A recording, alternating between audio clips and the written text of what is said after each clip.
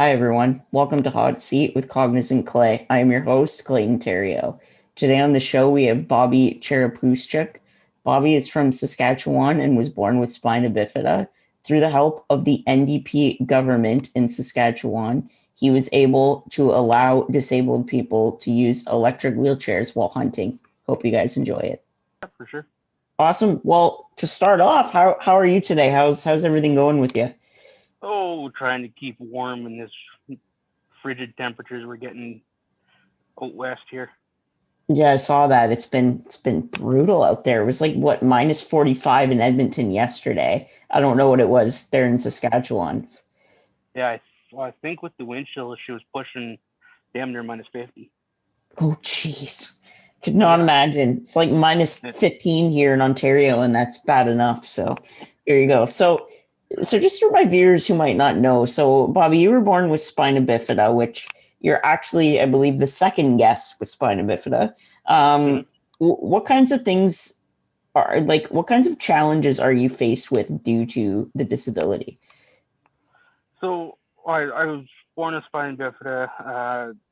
My lesion is L5S1, so basically just the lower part of my body is what's all affected. And I was also born with hydrocephalus, which is a shunt, or I have a shunt on the side of my head to drain fluid out of my brain into my stomach, just to keep the pressure down. And use the wheelchair to get around most places. And I'll start over. I'm 33 years old and born in Saskatchewan here in the prairies. I've been here all my life, and I grew up where my dad worked at Pepsi, and a few of his buddies that he worked with were all avid hunters and fishers and all that. So quite often I got to know them throughout my life and heard their stories of hunting and fishing and all that. And eventually I ended up um, getting to start sampling some of the meat that they would harvest off the animal when they or once the hunt was over, and I began to really like it. So I thought to myself, when my family moved out from the city to a small town, I thought to myself, I'm gonna try this out and see if I like it or whatever. And here we are, 20 seasons later. I'm it's what I eat, breathe, and sleep about hunting, and it's one of my biggest passions. And I'm also quite into cooking and fishing as well. Fishing not so much, but I'm getting more into it as the years go by. And I kind of left the fishing sport for a while once we stopped camping because my family doesn't have a boat or anything, so it's kind of tough to uh, always rely on other people to take me out on the boat and give me a fishing rod.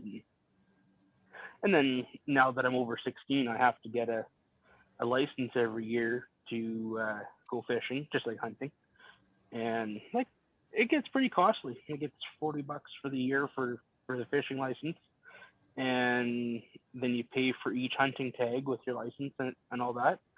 And there's a big game draw, so if you put your name in for certain species that you can't just go and buy a tag over the counter. And I hit 10 years that I was not drawn for anything, and then finally in 2019 I was drawn for elk, but I didn't get one.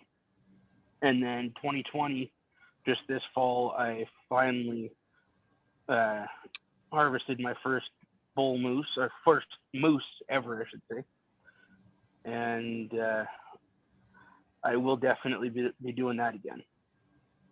Awesome. Yeah, that sounds pretty in depth of a hobby. Like I don't know much about it, but it definitely is a fascinating thing. And who obviously you mentioned your dad's friends, but who are some of the major people in your life that have kept you sort of positive and motivated to keep going and keep pursuing your passions? Well, actually, for once, it just actually came up as a memory on my Facebook from 9 years ago. I actually I had the the honor and the privilege to meet Mr. Rick Hansen, who's the man in motion who wheeled across Canada, or it was the U.S. as well. I can't remember exactly, but to raise money for spinal cord injury. I think it was in the mid to late 80s that he did that, and I think when I met him, he was on his 30th anniversary of the tour, and he rolled through Regina. He's a BC native, I believe. Yeah, he is from British Columbia, and so he was going on a tour again, not the same type of tour, but more so just stopping at each city where he wheeled through on his original tour 30 years ago. So I had the opportunity to meet him and have a little talk with him, and he basically told me, if you put your mind to something, you can do it. And that's what I did with hunting.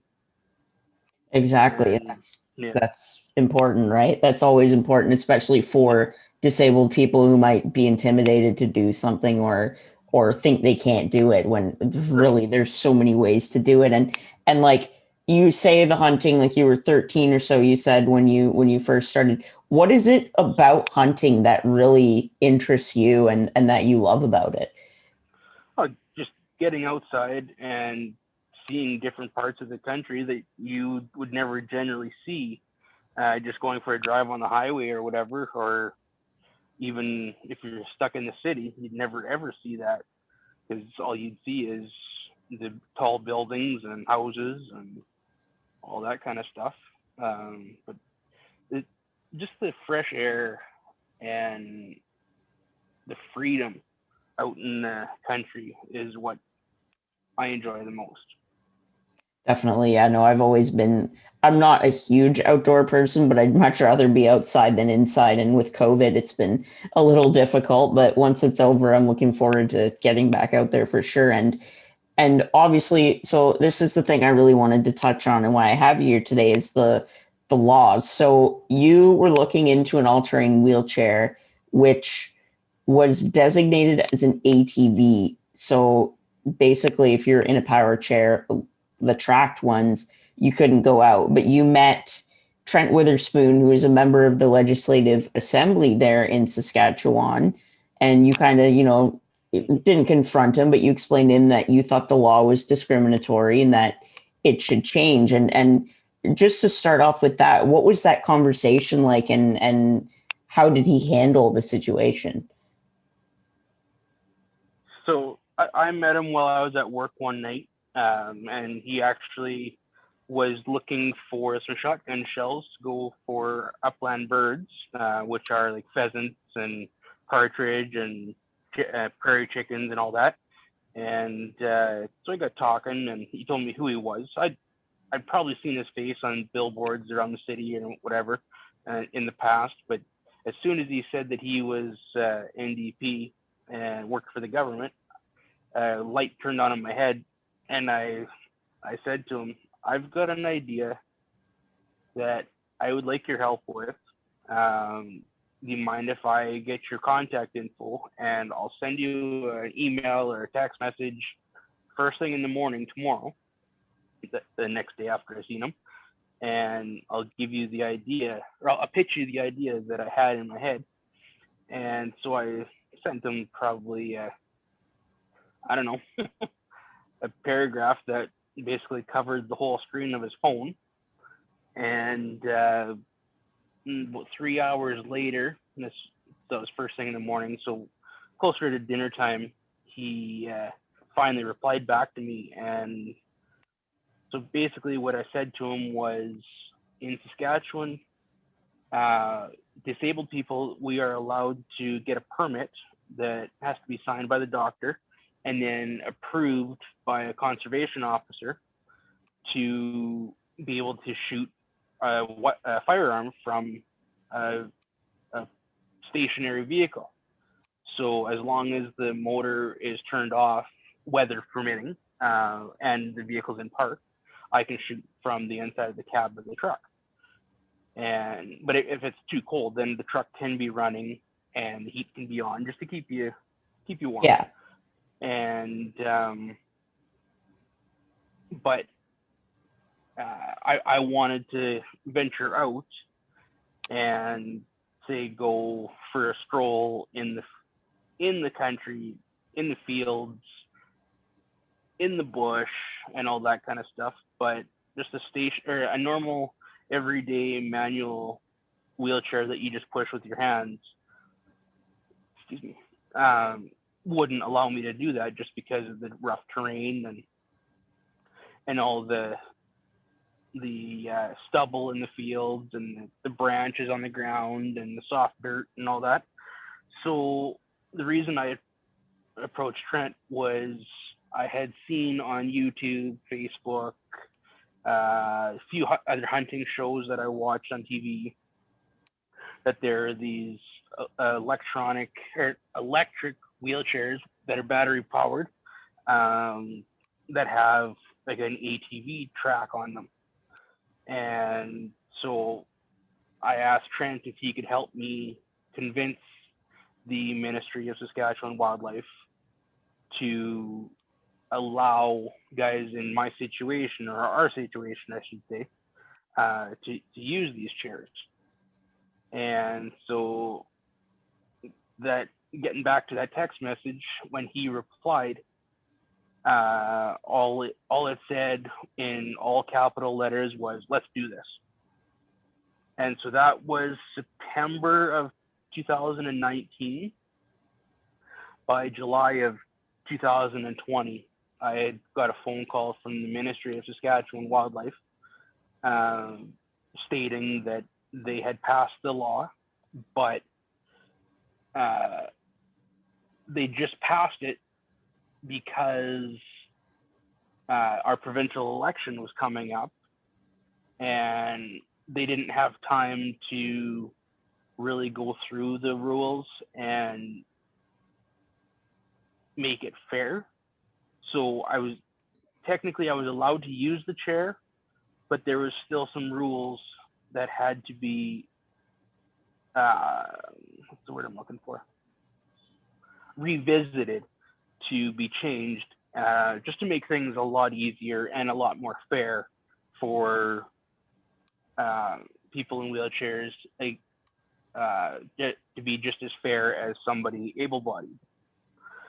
So I've been talking back and forth with the ministry ever since, and I just got an email or a text message the other day from one of the people at the ministry saying that they want to do a Zoom call with me sometime this week and discuss with me what they've come up with for rules, or for the amended rules, I should say.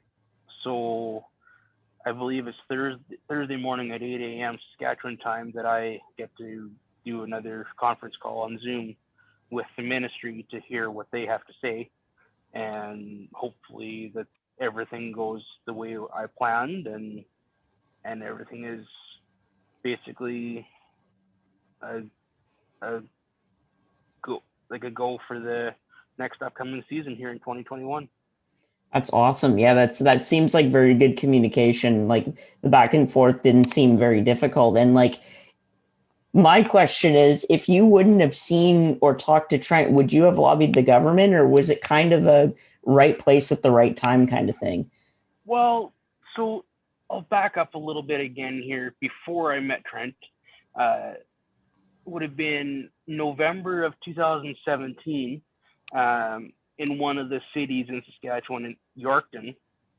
They have a outdoors show that brings in big names like Jim Shockey's been there, Cody Robbins has been there.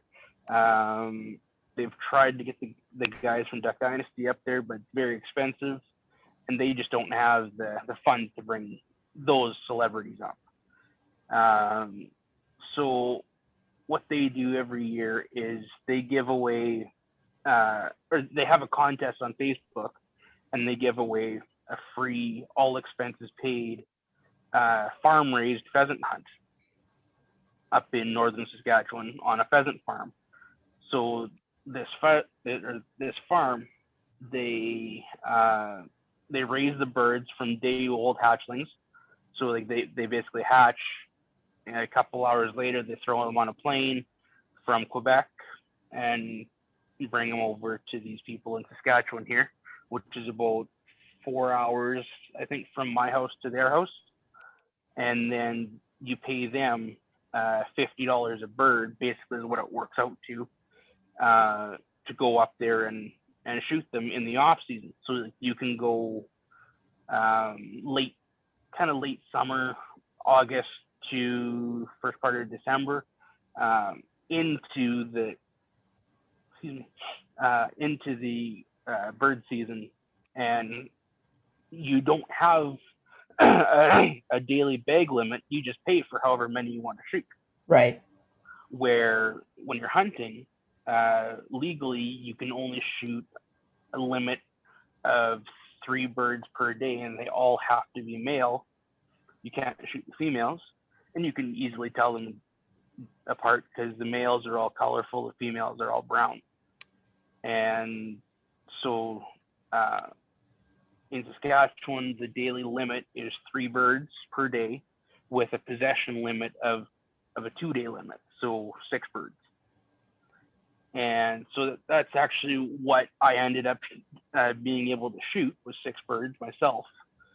And there was 9 of us in the hunt, so they released just about 60 birds, and we only got about 15 of them, just because we were in really tall grass, and we just couldn't scare them up, because you can't shoot them when they're on the ground. They have to be up in the horizon before you can shoot them, so far off the ground. And then and you only have like 5 or 6 seconds before it's too late to even shoot them. Right. Because a shotgun will only shoot so far before all the pellets will start to drop to the ground. And then so I went on this hunt, and I had to use an ATV, like a quad, to get around, just because the terrain was just too rugged for my everyday chair. And just before that, I actually approached the Saskatchewan Wildlife Federation, which is another conservation company in the province, to see if they would purchase one of these chairs and me be able to rent it or borrow it to go on this hunt. And then that's when we come across the rules that need to be changed. So then I just kind of left it and went on the hunt and used the quad that was supplied by the owners of the pheasant farm. And I really enjoyed that one. Like it was a long day, 4.5-hour drive from my house to the place where it all happened, and we stayed there 2 nights and drove back Sunday. And it was just a really, really neat experience. And then being able to taste the meat from those birds for the very first time, it's just like chicken. If anybody tells you that a pheasant tastes just like chicken, it's 100% true. Yeah. White meat. I've heard that. Very tender. Yeah, definitely. Well, it's all interesting that it all kind of worked out, that you ran into him. Like it's obviously very hard to lobby the government for anything, but that seemed as pretty much as easy as it could have been. Yeah. Well, and so then a year later was when I ran into Trent, and this is how it went. So we worked for 9 months and got the rule changed before the provincial election. And then I approached the ministry again back in, they told me to wait after the election, and I think the election was in October. So I approached them again just after the new year and I never got never heard back from them through email. So I made a phone call just the other day, and they said that they got my email, but they weren't going to reply because they were kind of in the final stages of getting everything together to present to me to see if I agree with the rules or if there still needs to be changes or anything like that. So now this coming Thursday morning at 8 a.m., I have to be on another Zoom call to talk to the ministry and approve or disagree with the rules. Right. Well, all the best with that. I hope it goes well, and I hope it's pretty much barrier free, hopefully. Yeah. And if anybody is looking to purchase one of these chairs that we're talking about, they're called the Action Track Chair, and they're made in Marshall, Minnesota.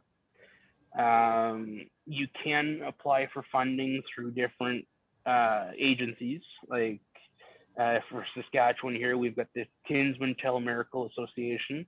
We've also got the Shriners, and they mostly help. The Shriners are more for terminally ill people, and the Kinsman Telomerical is more for disabled.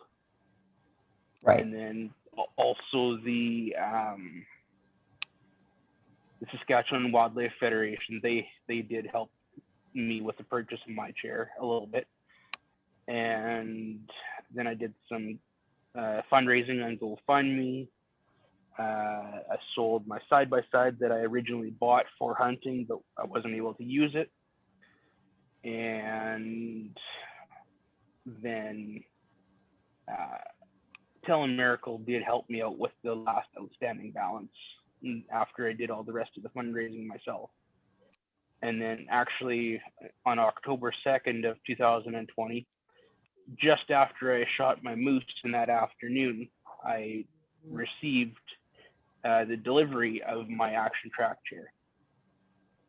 And Oh, wow. Cool.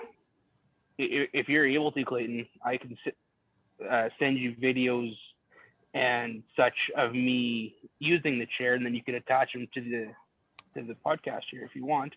Yeah, for sure. I'll definitely do that. Or if you're friends on my Facebook, you can just steal them off there if you want. Yeah, I could save them. Yeah, I'll do that. Yeah, I will for sure. I was thinking that. There's a video of me way back in the summertime when I actually got to try one of these chairs for the first time, just going up and down a grid road. It's actually a laneway into somebody's farm that I was at. And then there's from November or from New Year's Eve till now, there's a few other videos that I've posted since then of me in my chair. And most recently was the one where I've got a hill just across the street from my house that I can climb up and down with that chair. And I was demonstrating for somebody that's actually interested in buying a chair. And I found out, what was it, Thursday or Friday last week, that they placed the order for their chair.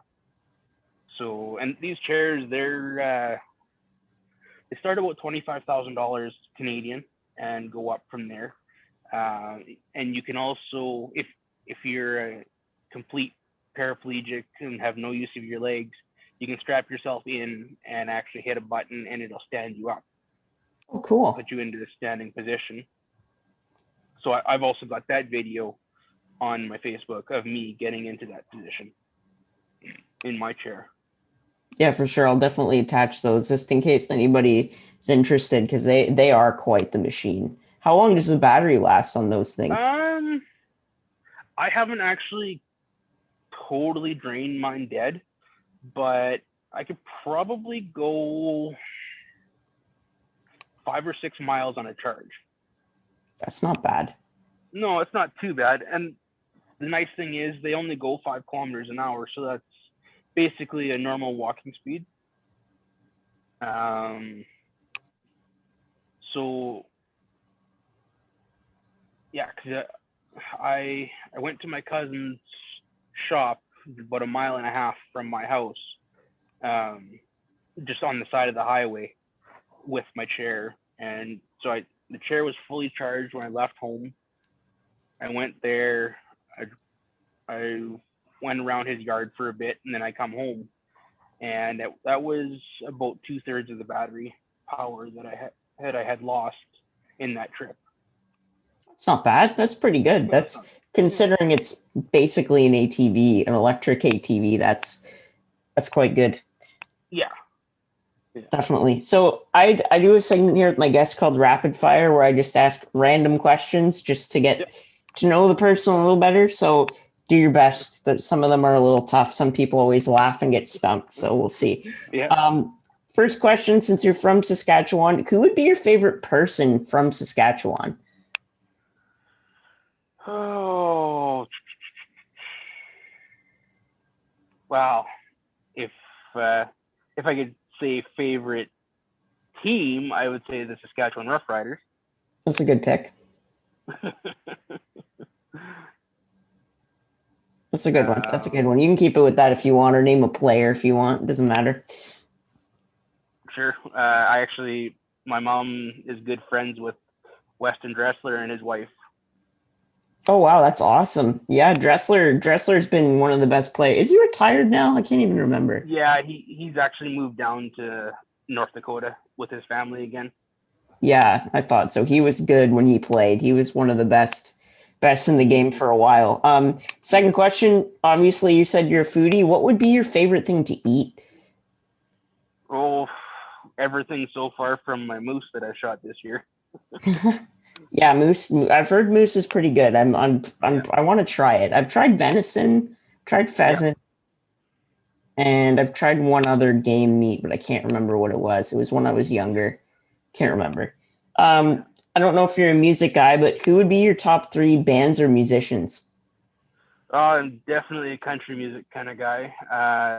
Aaron Pritchett, Jason Aldean, and Luke Bryan. Awesome. Yeah, I'm a big Garth Brooks guy. That was my first concert I ever saw. So country's been in my list for quite a while. And last question.